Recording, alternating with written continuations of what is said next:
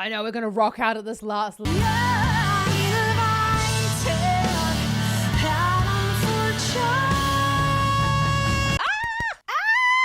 Kia ora and welcome. My name is ZoeStibi and I am your vocal coach for today because we are going to be taking a look at Alanis Morissette with Uninvited. Let's see what she's up to with a vocal technique.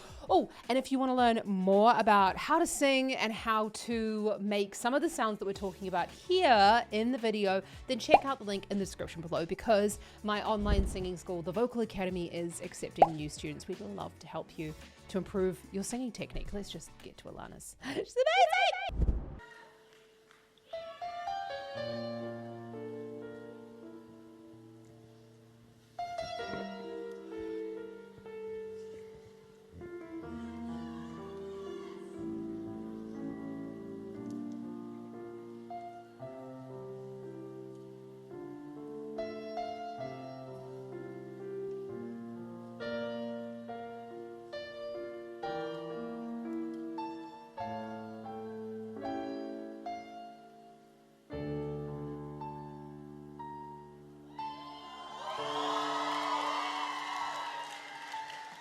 Like anyone would be, I am flattered by your fascination with me.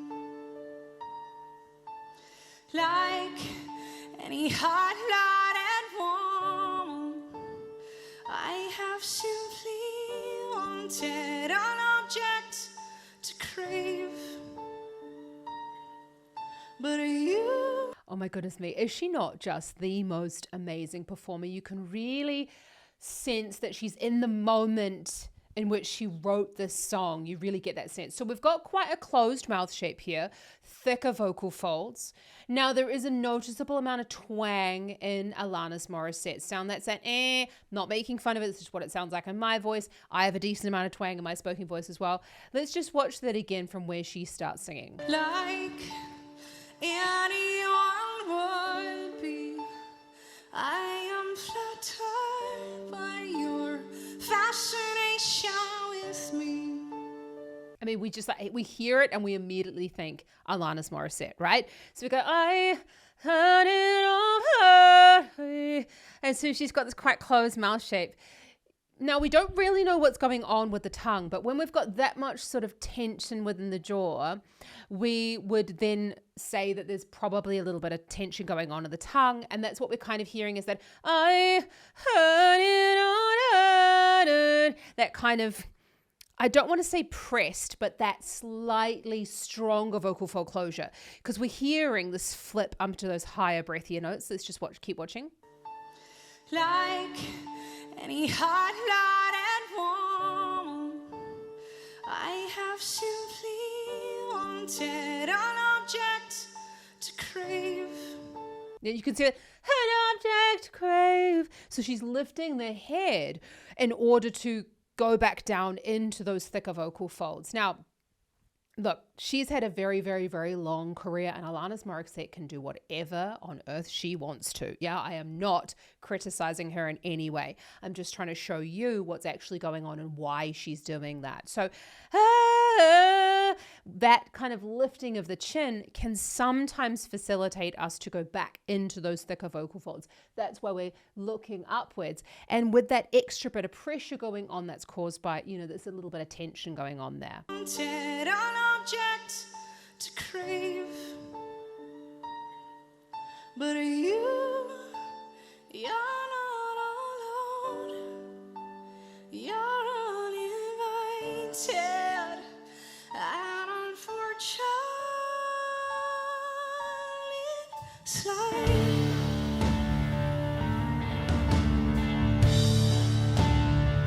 You can just, even like with the way she's holding her hands and the way that she's singing it, you feel uncomfortable because you feel like you're in the moment with her singing the song. And with that, She's gone right down in the volume. She's coming close to the microphone. Now, when we're going up into that falsetto sound, which is those higher, breathier notes, we're wanting to take the volume right down to help us stay in tune.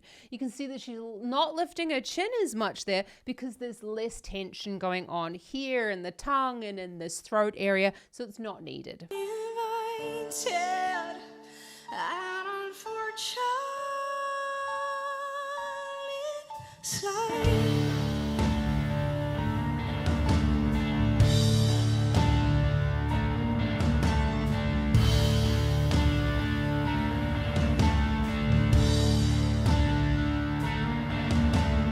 Must be strangely exciting to watch the stack square.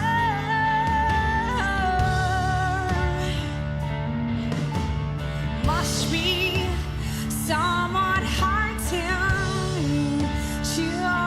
So I really do not recommend when you are singing Alanis Morissette songs that you try and copy her accent, because this is something that she's developed over time, and this is something that, you know, is really uniquely her. And I really don't think that it's a good idea to go and copy these sort of like mannerisms of singers when they're using them. So, and that's not because they're beautiful. It's just because it's like bizarre if you're not Alanis Morissette to go and do these sorts of things. She's gone to the slightly stronger section of the second verse. Now we're hearing an increase in the volume, but you're seeing an increase in the body energy going on there. And watch what she's doing with her mouth shape. Must be strangely exciting to watch the stack square.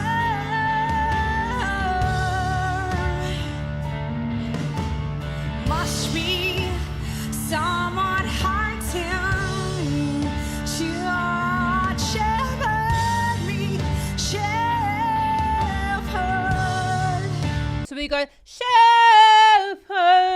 and she's opened up those vowels there as she's trying to sing. Well, no, as she's singing louder in that chest voice quality. That's going to help us facilitate those higher notes. Heartening to watch shepherd me, shepherd. And you can see that shepherd. She's turned her mouth away from the microphone, because when you're going to sing in that louder sound, louder chest voice sound away from the microphone, it saves you from going so far away because the sound is still going in this direction. So that's just something that you can do. It's a bit of mic technique. Either you can turn your face away or take the microphone further away from you. But you're not alone. You're uninvited and unfortunate slide.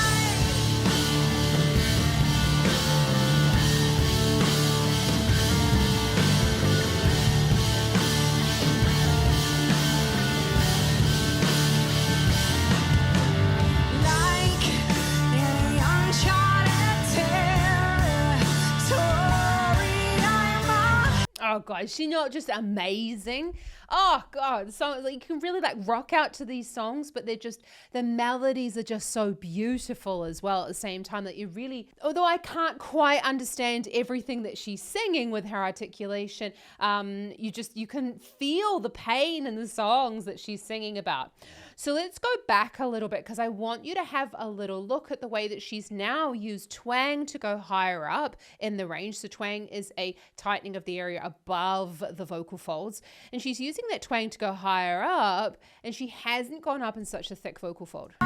Shepherd me, shepherd.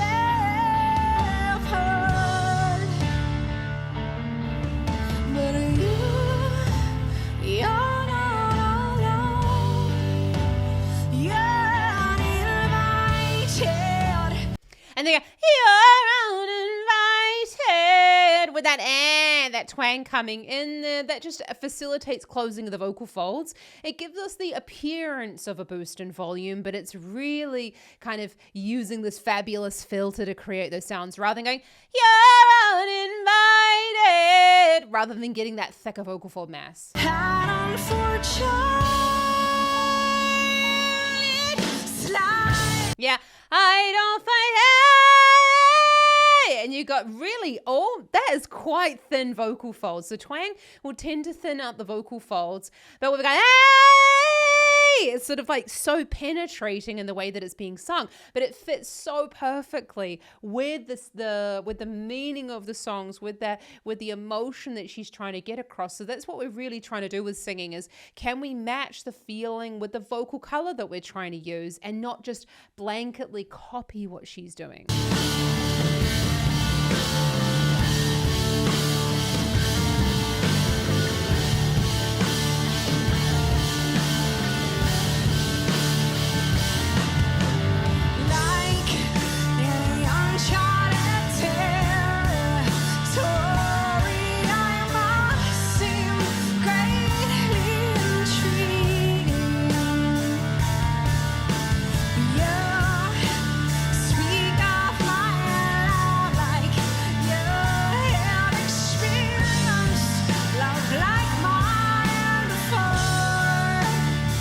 So we've got these now an even louder sound, which is created by thickening up the vocal folds, a little bit of twang, as well as you can see there's a definite increase, although in the body energy, although she's kind of moving across, you can see the tension coming into the hands there, tension kind of in the stiffness of the hands. And again, I'm not trying to make fun of, I'm just trying to show you that tension travels. So when we're trying to build up pressure here, that pressure wants to go somewhere. We can see it in the sort of the stiffness of the movements going on.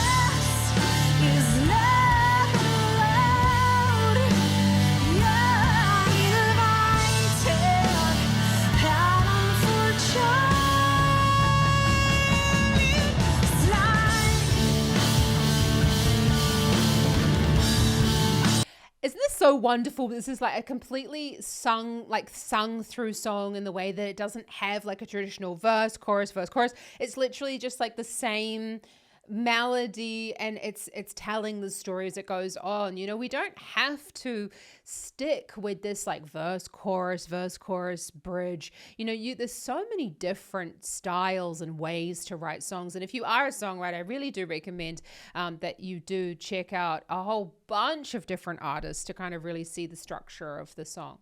So let's just go back on this, because I'm really intrigued by the way she's got like, I always recommend to sing at least a finger width of space between the teeth, but she's got this quite, wide mouth shape there, or quite spread lips, and that's going to be brightening the sound a little bit more. But this is not allowed.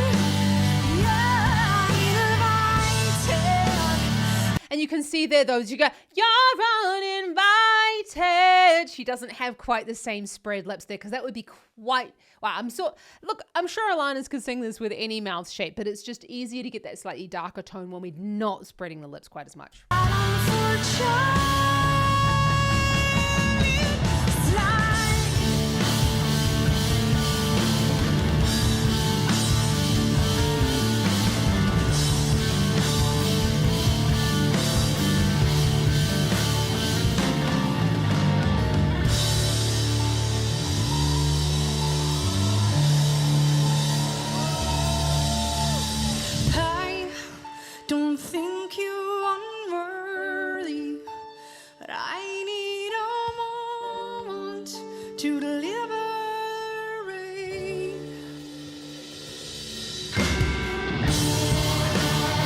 I know we're going to rock out at this last little bit of the song. So it was really quite prevalent there, to deliver. And she went to that pulled back R, what we call the rotic R with the R. And that's created by the tongue pulling back in the mouth and bunching up and creating more root of the tongue. This is a very, I'm trying to use my words really carefully here, because this is a really classic sound for some singers who are wanting to sing with an American accent, and also singers who have some American accents, I'm very aware that there are lots and lots of different accents, and not all of them go in their sound. Now, with the pulling back of the tongue and the bunching up of the root, that can sometimes cause it to be a little bit difficult to reach higher in the range, because if this is my larynx and my tongue pulls back and pushes on my larynx, it's going to stop that raising of the larynx so that I can actually sing higher. So it's about balancing those two out, and it is very dependent on, you know, what your normal accent is, you could say, what your, you know, your first language accent is, what your sort of speaking position is, and this sort of thing really needs to be looked at on a case-by-case basis, because I have experienced this with people who are singing, or singers who are singing in English as their second language, but also in English, in singers who are singing this, goodness me, who are singing in English, singers who are singing in English with their first language, if that makes sense. So I've seen this in everybody. So check out the link in the description below if you are thinking that this is something you'd like to work on. If singing higher is difficult for you, especially in that louder vocal quality, then we need to take a look at this with a one-to-one lesson. You can check it all out in the description below.